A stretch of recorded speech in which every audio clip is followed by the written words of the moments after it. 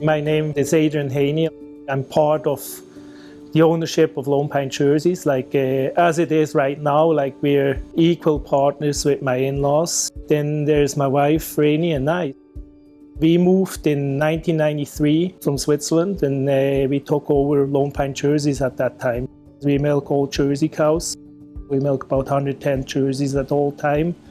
With offspring and dry cows, we got about 450 head on the farm. And we also farm 800 acres of land. And we try to grow as much of our own. We have always been in purebred cattle.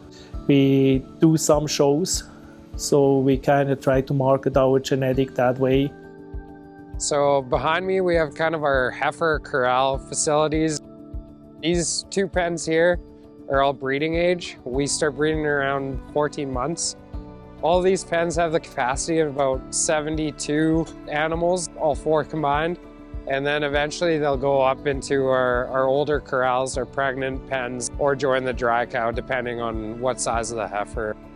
Right now we're mixing kind of a partial ration, an alfalfa kind of trial mix we're doing with a lot of different forages in it. And then barley silage is their primary energy source, as well as some supplemental grains and minerals. So this is where every cow on our farm starts our journey. We don't buy a lot of our replacements. We've been working with this since, I want to say 2008. They're on an automatic feeder, and the first 7 days they're in hutches, and then they transition to these two pens. And then the third pen, they're actually weaned off before they go outside. Well, we got 4 boys. We're pretty lucky that all of them have quite a huge amount of interest in the farm. The way milk quota is priced, the way land is priced is pretty hard.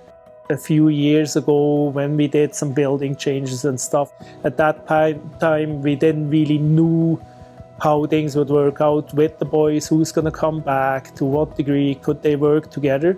So we kind of stayed away a little bit from building new, increasing the herd on the milk side, as we didn't quite want to put all the eggs in one basket at that time. And actually maybe have a little bit more flexibility down the road for them too. Then who's to say, maybe there's going to be another milking herd somewhere or another farm in some degree, so down the road, but then I think that's more going to be their decisions. We just wanted to make sure that the structure within Lone Pine was to give us a little bit flexibility in all ways down the road. So now we're in our freestall area. As you can tell, the roof's quite low down. It's an older barn. To my right, we have our feed table. Conveyor system works with 2 sets of conveyors. One is just spreading the feed out. The other one is bringing the feed in from our TMR mixer wagon. We love this system, and we also hate this system. And the reason being is you have a lot of moving parts. You still then require the TMR mixer. The love for it is that you never have to push up feed. And then behind us, we have our freestall bedding. There's 76 stalls. We just added a couple on. They have mats on it. It's probably the comfiest place in the barn to stand. We also do bedding twice a day, where we clean their beds, and then usually once a week to a little bit more than once, we'll put in new fresh straw that we're constantly doing their beds with. So we have 2 D-Level Classics that we put in circa 7 years ago. We had a D-Level milking parlor at the time, and we loved our service. For the most part, the cows love them. With it being an older barn, one of the hardest things was to accommodate these 2 machines. Right here is actually where our milking parlor used to sit. You can still see the old poles on the wall there that supported the one side of the herringbone. So it was a challenge and a half to get it all switched around. And I think in the end of the day, we ended up moving our milk tank, retrofitting. I don't know if we'd do it again, but it seems we're just constantly adding on to this barn, and it's been working for us. It was my in-laws and my wife and my dream to come here and farm. And we always knew that, so we never tried to, or I hope we never tried to push things on the kids that they have to come back. We would have definitely been 100% okay if they would have choose other things to do in their life. It's definitely rewarding and nice that they want to be involved in the farm and they love farming. The oldest one being 31, youngest one being 25. Like, it's time to look at succession planning, get them really not just involved within the farm working, but within the farm making decisions and being actually the four that make decisions on the farm. We were given quite a bit of opportunity to have our own ideas into the operation at a young age. It definitely gave you a sense of reality of what you're stepping into. There can be hard days and you know the realities of everything. I think what drew me back is always the love for the cow and also the love for family. And that ultimately brought me back. It's kind of funny, like there wasn't really a one-on-one discussion with each of them, like you want to be involved. We tried to involve them in decisions, like when we made the building decisions, when we made the decisions on the farm, like in financial decisions too. We made sure that they at least knew about that. Pretty soon they had an understanding, what the farm is and all that stuff. I think we just try to be always really open with them about the farm and the good and the bad. It's so overwhelming, like how we gonna do it, how we transition over. So you see all those problems in the beginning, and then all of a sudden I think Franny and I started to realize how fortunate we are to actually have somebody that is interested and wants to be involved. They have to be able to work with each other, and it's, definitely down the road, like the plan is that they're going to be the bosses. The amount of trust you have to have, especially on a farming and agricultural business, you gotta be able to trust the people that you're working with and family especially. And the fact that the older generation trusts the younger generation is huge in agriculture. I've seen it on other operations where it's the parents don't give up the farm till the kids are 50 and they don't have a role in the farm for a long time. That's huge for our parents to trust us. I think what really is important is that you have an outside person being along the journey, and I think it's important so that you don't get into the family dynamics too much. Like to have an outside person who has the knowledge how to kind of take pieces out of that big thing, so it actually is workable for every party involved. Franny and I had meetings with that person kind of in the beginning, kind of getting our point across, what we could see down the road, what our hopes are for the farm, for the future and all that stuff. And then she met with all the boys individually, so that they have a chance to kind of voice the same things, where do they see themselves with Lone Pine jerseys, or what changes they would like to see and what changes their partners would like to see and all that stuff. So I think it's necessary for every party that their partnership knows what they're going into.